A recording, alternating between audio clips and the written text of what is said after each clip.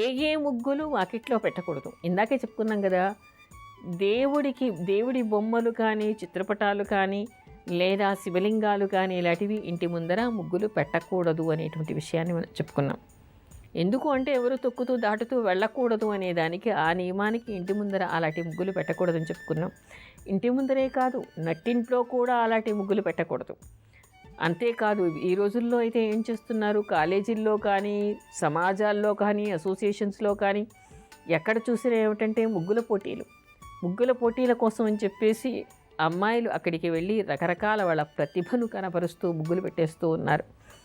అయితే ఎక్కడైనా పోటీలోకి వెళ్ళినప్పుడు కూడా మీరు పెట్టే ముగ్గులు ఎలాంటి బాహ్య ప్రదేశాల్లో మీరు పెడుతున్నారు అనేటువంటిది గమనించుకుని ముగ్గులు పెట్టండి.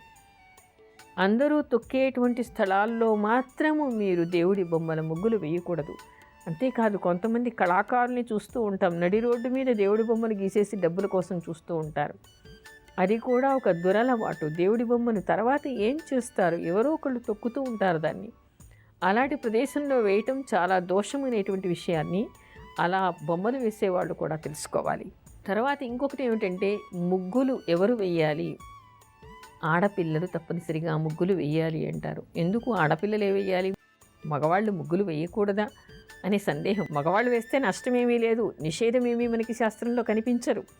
మగవాళ్ళు కూడా వేయచ్చేమో చేయి తిరిగిన వాళ్ళు ఉంటే.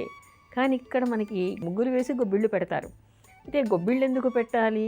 ఇక్కడ గొబ్బిళ్ళు అనేటువంటి పేరు దీనికి ఎందుకు వచ్చింది?